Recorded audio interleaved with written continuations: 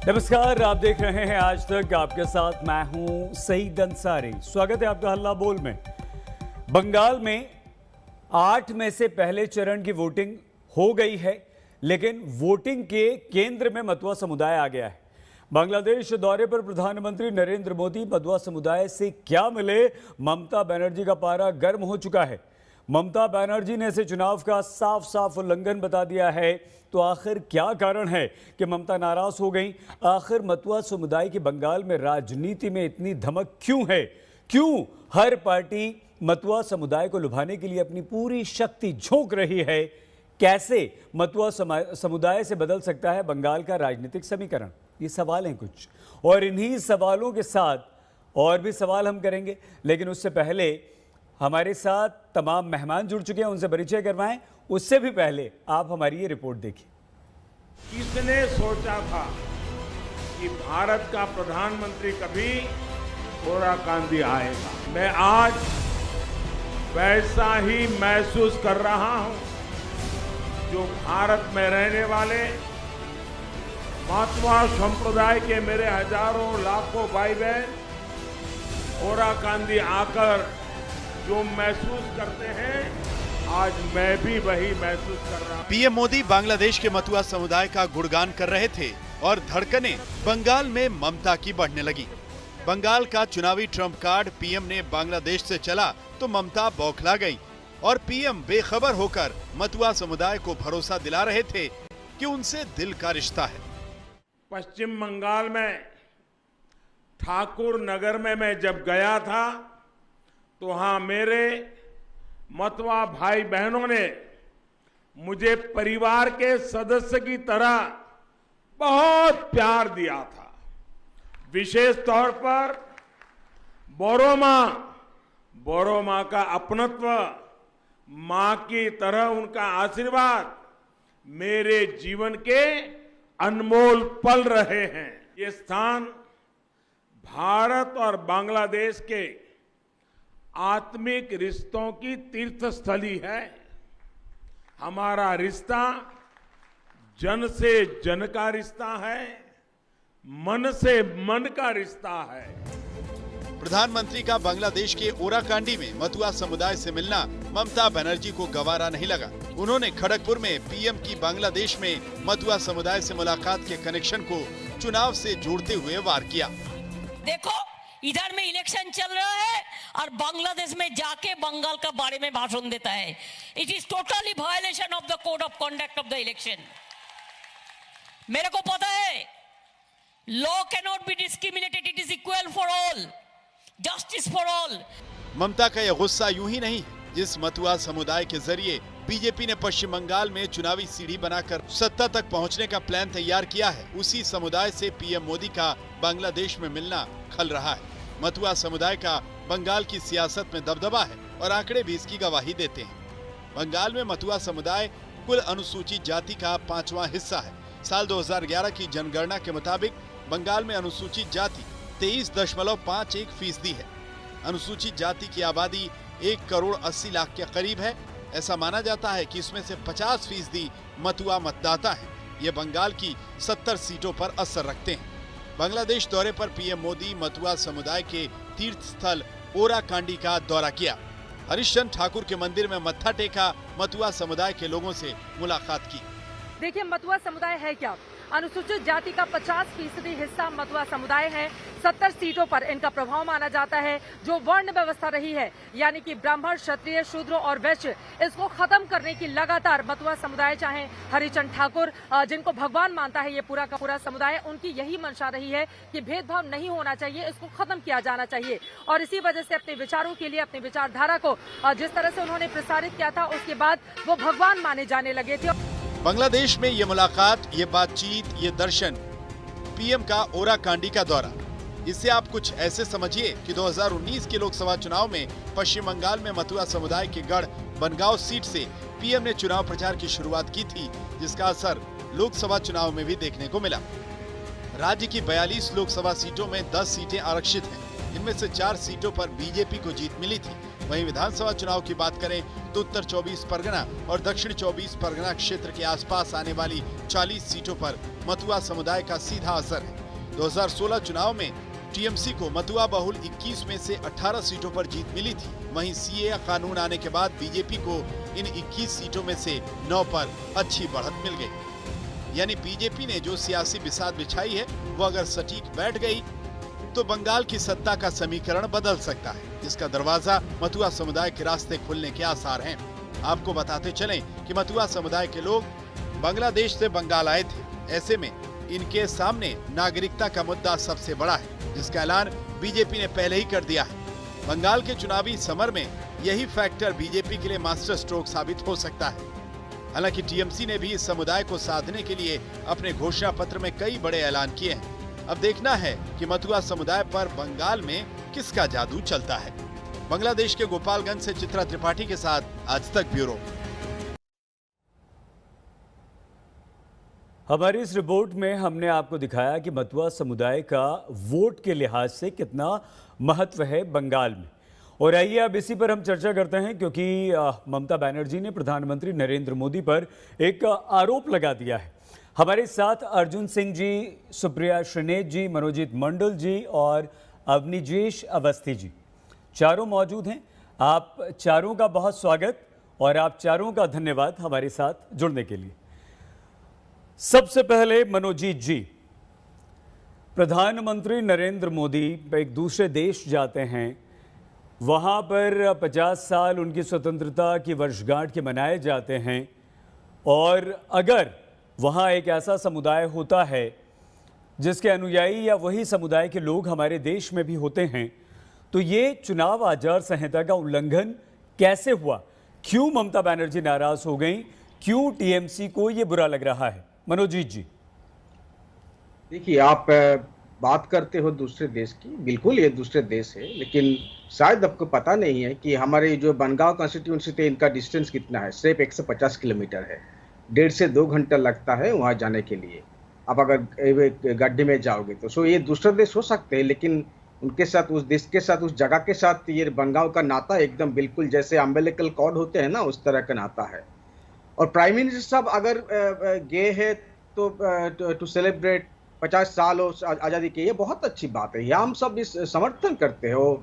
मुजीब शेख की जो एक बहुत बड़े लीडर थे, फादर ऑफ द नेशन, उनके सेंटेनरी सेलिब्रेशन में गए हैं। We are completely supporting them.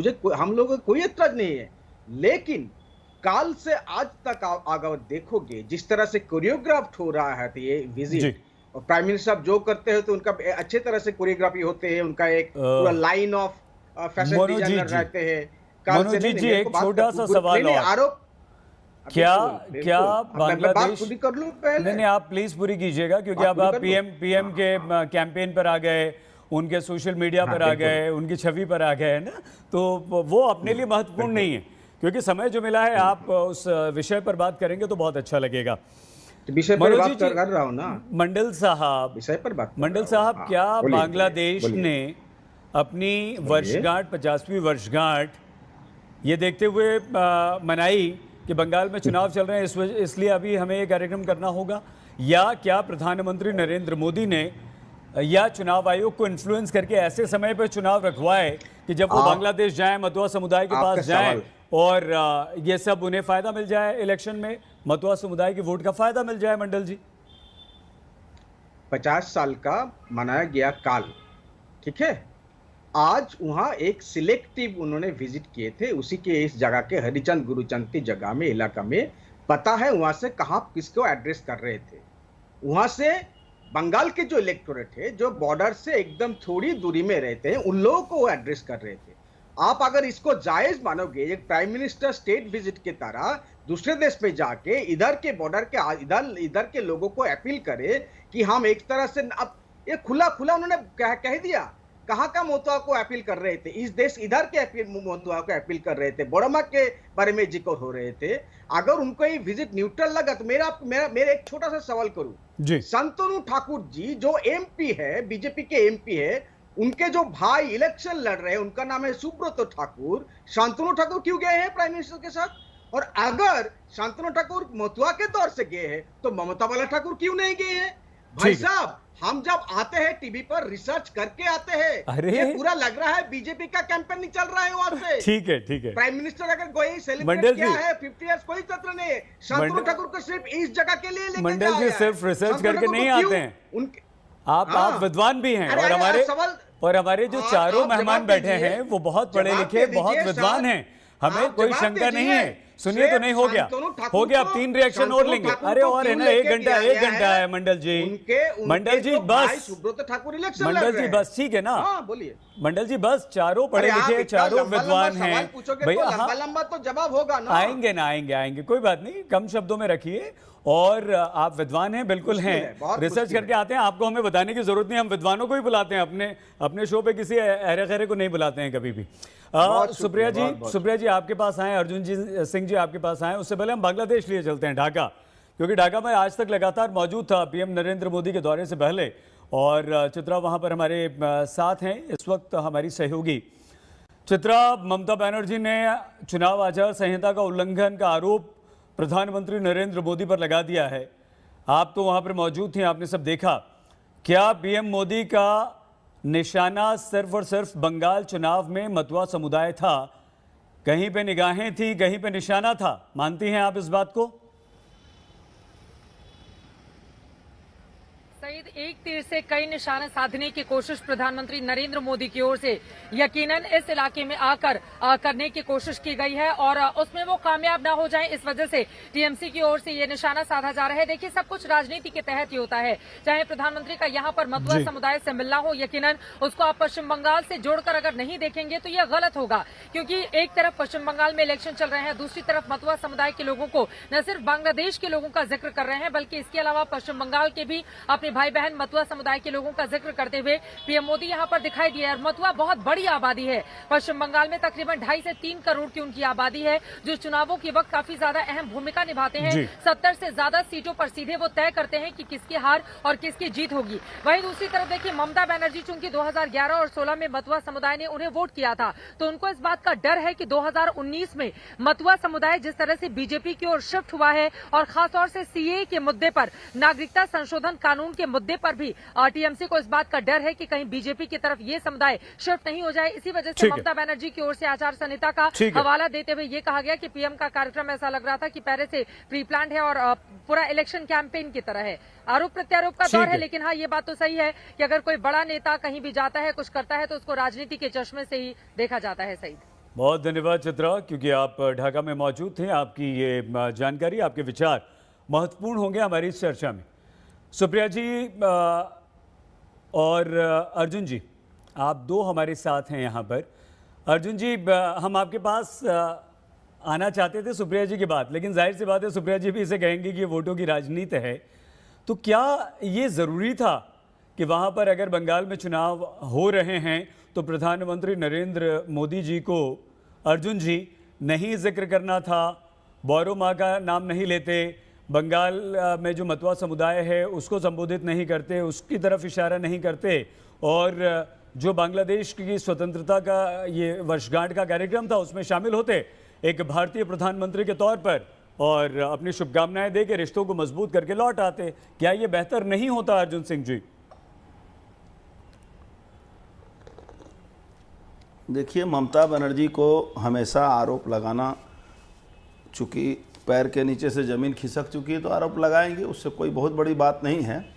Election commission में गए हैं, कंप्लेंट किए हैं, इलेक्शन कमीशन इस पर विवेचना करेगा। लेकिन सबसे बड़ी बात जो है कि 50 साल पूरा होगा, इसमें चुनाव बंगाल का आएगा, ये तो शायद इलेक्शन कमीशन ने बांग्लादेश से फिक्स बात करके नहीं फिक्स किया होगा। शेख हसीना जो जिस तरह से प्रधानमंत्री को निमंत्रण कर रही है, बांग्लादेश निमंत्रण कर रहा है, वहाँ बांग्लादेश जब गए तो हमारे प्रधानमंत्री जब भी किसी देश में जाते हैं तो वहाँ अपने देश के लोगों से मिलते हैं और वहाँ उनसे आचार विचार भी करते हैं। लेकिन समस्या यहाँ है कि ममता बनर्जी को ये बुरा लग गया, तो ममता बनर्जी को रोज कुछ ना कुछ बुरा लगता है। ममता बनर्जी बोलती हैं प्रधानमंत्री दुर्योधन है, दुशासन है। प्रधानमंत्री को कल उन्होंने बहुत ही खराब लैंग्वेज में गाली दिया ना, प्लीज। जिसको मैं रोज हो रही हैं अर्जुन जी। मैं बोल रहा हूं, हम रोज चर्चा कर रहे हैं ना। नहीं, मैं बोल रहा हूं, मैं इसलिए बोल रहा हूं, मुद्दे पर रहेंगे सर तो बहुत अच्छा रहेगा। मैं इसलिए बोल रहा हूं कि मतुआ समाज के लोग, सुनिए, मतुआ समाज के लोग अगर बंगाल में रहते हैं और प्रधानमंत्री अगर बांग्लादेश में जाके मतुआ समाज के उस मंदिर में जाते हैं तो निश्चित बात है चर्चा करेंगे तो बंगाल का चर्चा आएगा, क्योंकि आज के तारीख में बेसी भाग लोग, बहुसंख्यक लोग जो मतुआ समाज के हैं वो बंगाल में रह रहे हैं, माने पश्चिम बंगाल में रह रहे हैं। वहां संख्या कम हो गई है, तो वहां जब गए हैं और वहां चर्चा होगी तो बंगाल के मतुआ समाज का चर्चा क्यों नहीं होगा? यहाँ कौन सा कानून उसको रोकता है? बिल्कुल, आप देखिए, और दूसरा चर्चा है बड़ो माँ की चर्चा। बड़ो माँ 100 बरस के उम्र में मरी थी, तो उसमें चर्चा उनके साथ उनका ये है, जुड़ाव है, उन मतुआ समाज के लोग उनको माँ के दर्जा देते थे, तो ये चर्चा करना कोई अपराध तो है नहीं। ठीक है, रहा बात हमारे प्रधानमंत्री जी बिल्कुल ठीक है, बारे में ममता बनर्जी जी कह रही हैं। अर्जुन जी, एक सेकंड आपका समय बाद में आएंगे सर, वो ठीक है। नहीं, आपको सवाल का जवाब मिलेगा ना। एक सवाल काउंटर क्वेश्चन सुन लीजिए सर। क्या आप इसमें कोई बुराई नहीं मानते?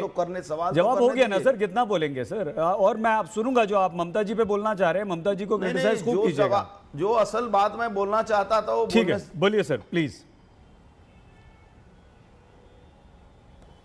बोलूं? हाँ प्लीज अर्जुन जी।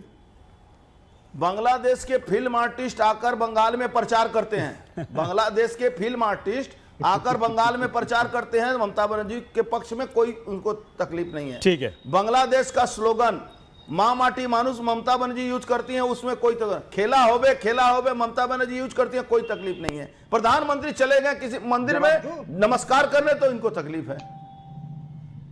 जवाब दूं क्या? जवाब अभी नहीं, अभी दो गेस्ट हैं हमारे, सुप्रिया जी और अवनीश जी के बाद आप जवाब देंगे, ठीक है?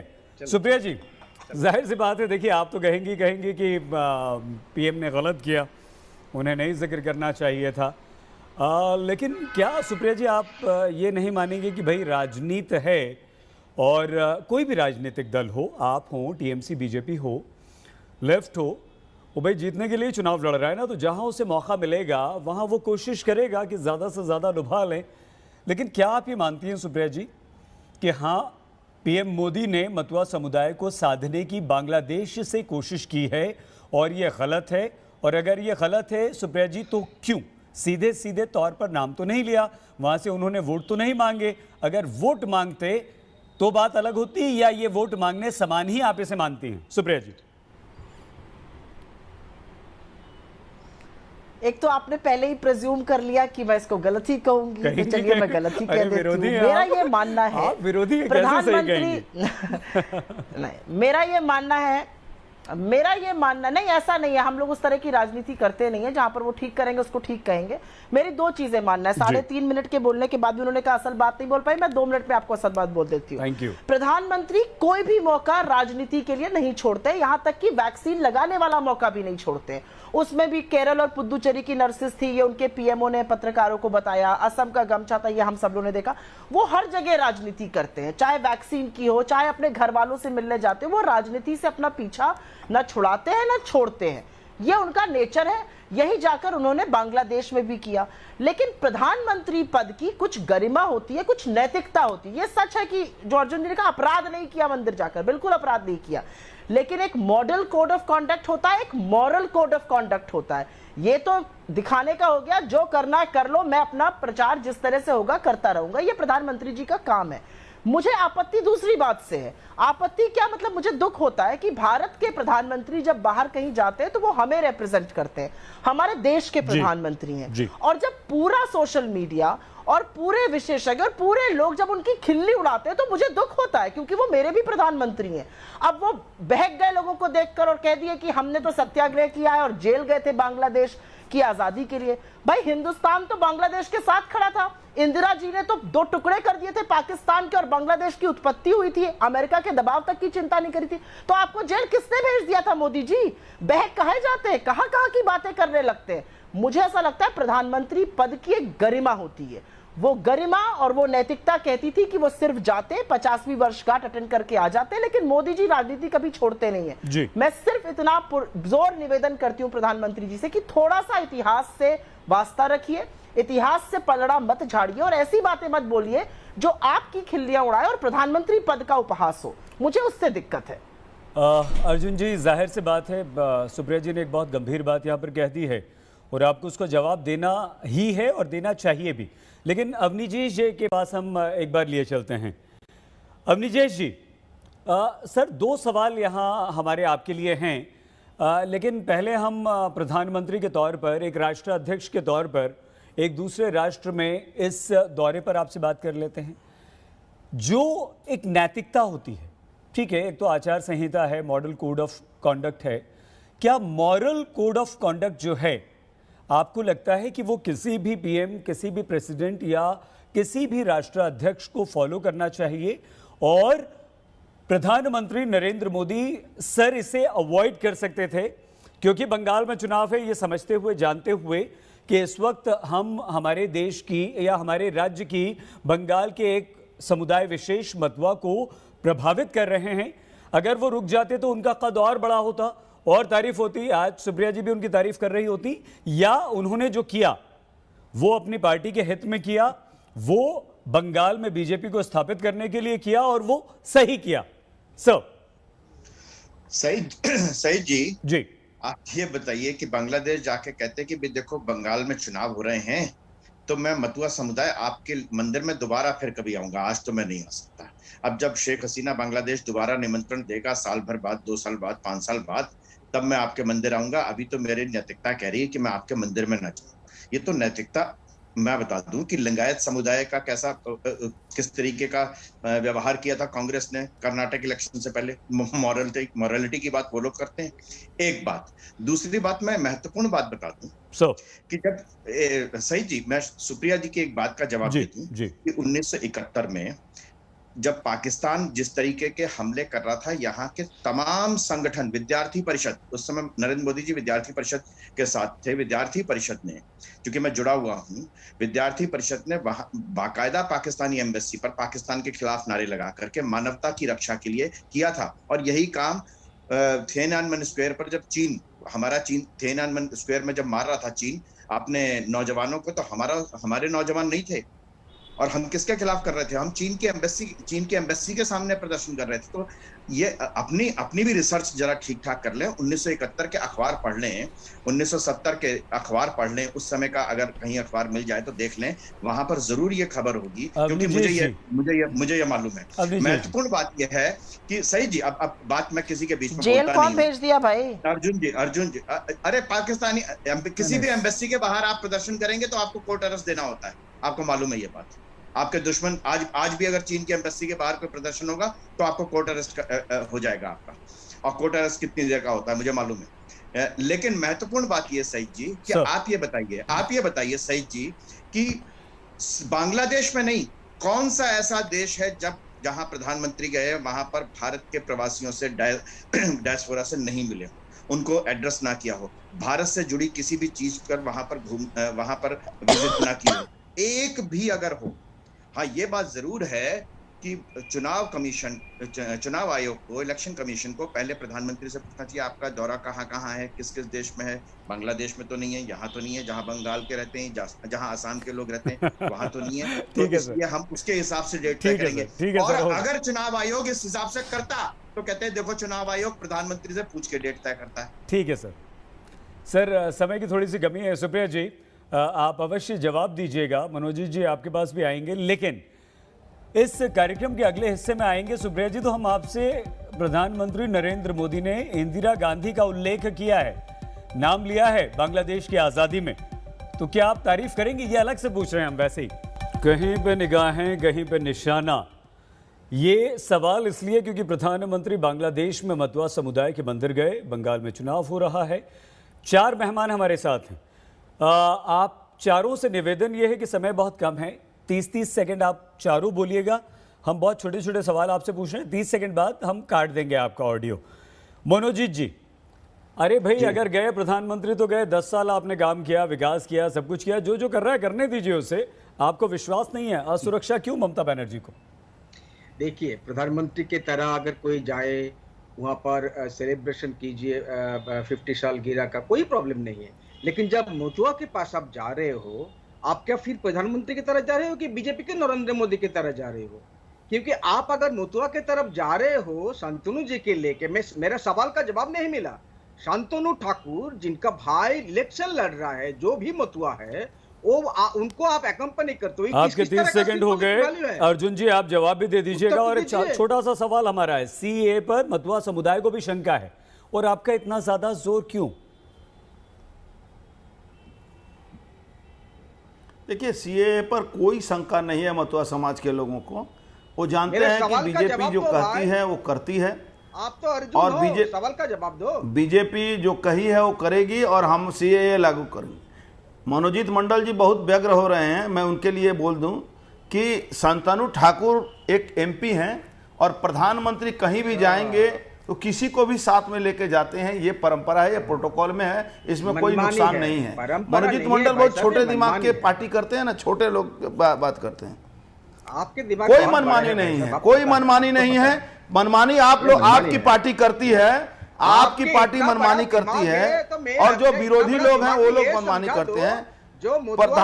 प्रधानमंत्री देश के बाहर जाते हैं किसी भी जगह पर तो देश के बारे में बात करते हैं, और विरोधी लोग क्या है, जब देश के बाहर दोनों का समय पूरा हो चुका है। सुप्रिया जी, तो ये देश विरोधियों की तरह वक्तव्य देते हैं। सुप्रिया जी, पूरे खेल में आप कहां पर हैं? सुप्रिया जी, भारतवर्ष में अर्जुन जी की आवाज बंद कर दीजिए, बड़ी भूमिका होनी चाहिए जो नहीं है यहाँ। सुप्रिया जी, मुझे लगता है पहले फेज के चुनाव तो आज असम में भी हो रहे थे, जिसके बारे में आप लोगों ने बात नहीं यहाँ पे करी। मैं सिर्फ ये बोलना चाहती हूँ कि बंगाल में भाजपा पहले दिन ही सुबह से कर रहे हैं अगर सरकार बन गई, और असम में, हाँ मुझे बोलने दीजिए, बंगाल में पहले दिन ही का लागू हो जाएगा। असम में उसके बारे में घोषणा पत्र में लिखा भी नहीं जाएगा। तमिलनाडु में उसके बारे में जब सवाल पूछा जाएगा तो बगले झांकने लगेंगे। भाजपा का किसी इशू पर कोई स्टैंड नहीं है। ऑर्डिनेंस के माध्यम से ये सरकार चलाते हैं। क्यों नहीं इन्होंने का के रूल्स बना लिए? क्योंकि इनको खुद को संशय है कि ये क्या करें उस पर। और इंदिरा गांधी जी का नाम लेकर उन्होंने किसी पर एहसान नहीं किया है। इंदिरा गांधी जी के अंदर यह अदम्य साहस था कि अमेरिका की परवाह ना करते हुए पाकिस्तान के 2 टुकड़े किए, विश्व का भूगोल बदला और बांग्लादेश को जन्म दिया। शेख हसीना ने बार बार उनकी तारीफ करी, उनका गला तक रूंध आया था। कल तो प्रधानमंत्री जी अगर इंदिरा जी का नाम लेते तो इसमें कौन सी बड़ी बात है? भारत की भूतपूर्व प्रधानमंत्री थी, उनको ऐसे ही थोड़ी देवी दुर्गा की उपाधि दी थी अटल बिहारी वाजपेयी जी ने सदन में। तो अगर नाम ले लिया तो इसमें कौन सी बड़ी बात थी? इतना तो करना ही पड़ता है, उनको करना चाहिए भी। नहीं सुप्रिया जी, हमने तो इसलिए कहा था कि आप कह रही थी ना कि हम तारीफ भी करते हैं, ऐसा थोड़ी कि हम विरोधी हैं। अरे मंडल साहब, हो गया आपका, अपनी जी जे के पास जाना पड़ेगा। इसलिए हमने वैसे ही कहा था आपसे कि क्या पीएम की तारीफ करेंगे आप यहाँ पे। खैर ठीक है, आपने अपनी बात कर दी है। सुप्रिया जी, अवनीजेश जी, सर आप एक राजनीतिक विश्लेषक के तौर पर भी हमें ये बताइए, समझाने की कोशिश कीजिए कि यदि कोई भी राजनीतिक दल किसी भी समुदाय विशेष या किसी भी वर्ग को अगर अपनी तरफ करने की कोशिश करता है, जैसा कि बंगाल चुनाव में हमने देखा खूब हिंदू मुसलमान हुआ, या हम अगर बिहार में देखते हैं तो वहां पर बहुत ज्यादा। अरे मनोजीत जी की आवाज जरा बंद कर दीजिए प्लीज। अवनीजेश जी, वहां हम अलग अलग जाति विशेष का बाहुल्य और प्रभाव देखते हैं जबरदस्त। तो बंगाल चुनाव में आपको लगता है कि क्या हिंदू मुसलमान चलेगा? क्या प्रधानमंत्री का बांग्लादेश में जाकर मथुआ समुदाय के मंदिर में चला जाना असर डालेगा? और ये होता है क्या राजनीति में आमतौर पर, या सब कुछ गौड़ हो जाता है स्थानीय मुद्दों के आगे विधानसभा चुनाव में? सही जी, एक उदाहरण तो मैंने आपको कर्नाटक इलेक्शन से ठीक पहले लिंगायत के बारे में दिया ही था। बिल्कुल निकट अतीत का उदाहरण है। और जहां तक अगर 50 सालों में मथुआ समुदाय के साथ वाम शासन ने और टीएमसी ने 10 साल में कुछ किया होता तो आज उनको डर क्यों लग रहा होता? आज डरने की कोई जरूरत नहीं थी कि मथुआ समुदाय के लिए उन्होंने किया। आज अगर मथुआ समुदाय सबसे पिछड़ा हुआ बंगाल में है और नागरिकता के बिना है वहां पर, तो डर लगना ही चाहिए। और ये डर अच्छा है, ये डर अच्छा है, क्योंकि अगर आप जीत करके सरकार बना करके काम नहीं करेंगे, झूठे वादे करेंगे, तो ये डर अच्छा है। अब गए हो कभी किस तरह का डेवलपमेंटल हुआ? अब गए हो कभी? आप काहे को डर रहे हो भाई? डर क्यों रहे हो फिर तुम? काहे को कोई डर नहीं रहे हो? कर रहा है। ये काहे को बात डर हो रहे हो? रही है नीति काहे को की डर और रहे हो? नियत की। अरे डर के मारे नीति तो की बात हो रही राग है। अरे आप डर के प्राइम मारे मिनिस्टर राग से ईवीएम चला छेड़ा जा रहे है। हो वहाँ पर। डर प्राइम के मिनिस्टर मारे के राग पोडियम ईवीएम को छेड़ा। आप मिसयूज नहीं कर सकते हो। आपके अरे, पास कुछ नीति ऐसा है नैतिकता मनोजीत बची है क्या? मंडल, कुछ भी नहीं मनोजीत बची भाई, है। मनोजीत दा, अरे अगर मेरा जिसने नाम काम मैं किया जानता होगा हूँ वो भाई नहीं डरता, साहब। मेरा वो सवाल नहीं का डरता। जवाब दीजिए। अच्छा मनोजीत क्या जी नहीं और सवाल का अवनीश जवाब? जी, आप सवाल तो करिए एक ना। सेकंड मनोजीत जी, सवाल करिए, मैं आपके हर सवाल का जवाब दूंगा। मंडल साहब, करिए सवाल। एक करिए सेकंड सवाल। आप कह अवनीश रहे हैं जी, मधुआ एक समुदाय के सेकंड सामने कोई सर, दिक्कत नहीं है। सर एक आप कह रहे हैं सेकंड, मधुआ समुदाय के सामने कोई दिक्कत नहीं है। एक सेकंड नागरिकता सर नहीं दी रुकिए। आपने उनको 50 साल तक। वो यहाँ मंडल पे जी रह ये रहे क्या बात होती है? मंडल जी ये क्या बात होती है कि आप कभी गए हैं वहां पर? सर आप विद्वान होंगे, दूसरे की विद्वता और दूसरे के ज्ञान पे सवाल खड़े मत कीजिए प्लीज। झूठे आरोप नहीं प्लीज, आप मुद्दों पे बात कीजिए, जो भी करिए, निजी कमेंट यहाँ पर नहीं होंगे, वरना आप प्लीज बताइएगा यहाँ पर। झूठे आरोप सुप्रिया जी, झूठे आरोप लगाते सुप्रिया जी जाएंगे, आखिरी सवाल आपसे। सुप्रिया जी, इस फर्स्ट फेज के डिबेट चला रहे हो भाई। अरे ये क्या बात हुई कि आप वहां गए थे कि नहीं गए हो या नहीं गए हो? झूठे आरोप लगा हम नहीं बोलेंगे। आप आरोप पे बात कीजिए, लेकिन आप ये बिल्कुल नहीं कह सकते कि आप वहां गए या नहीं गए, प्लीज। हाँ बिल्कुल, झूठे आरोप क्यों लगा रहे हैं? हाँ तो आरोप पे बात कीजिए ना। आप बताइए कि यहाँ आप झूठ बोल रहे हैं, आप बोलिए कि आप गलत बोल रहे हैं, लेकिन आप ये बिल्कुल नहीं कहेंगे कि आप वहां गए या नहीं, आपने पढ़ा या नहीं पढ़ा, आपने रिसर्च किया या नहीं किया है, बिल्कुल नहीं कहेंगे आप। सुप्रिया जी, सुप्रिया जी, फर्स्ट फेज के बाद सुप्रिया जी आप अपने आप को कांग्रेस को कहां देखती हैं? हम बहुत अच्छी पोजीशन में। मैं ये क्लियर कर देना चाहती हूँ कि जो हमारी 90 से ऊपर सीटें हैं गठबंधन में, वो लास्ट 3 फेजेस में है। 27, 28, 29 के आसपास जो फेजेस है उसमें है अप्रैल में। तो हम बहुत आश्वस्त हैं और मुझे ऐसा लगता है कि बंगाल की राजनीति मुद्दों पर होनी चाहिए। भाजपा ने कोई रास्ता नहीं छोड़ा है ध्रुवीकरण करने का। और ममता दीदी अगर आज आक्षेप लगा रही हैं, अगर उन्होंने वाकई में परिवर्तन, वाकई में शिक्षा, स्वास्थ्य, रोजगार लिया होता तो इस तरह की बातें ना होती।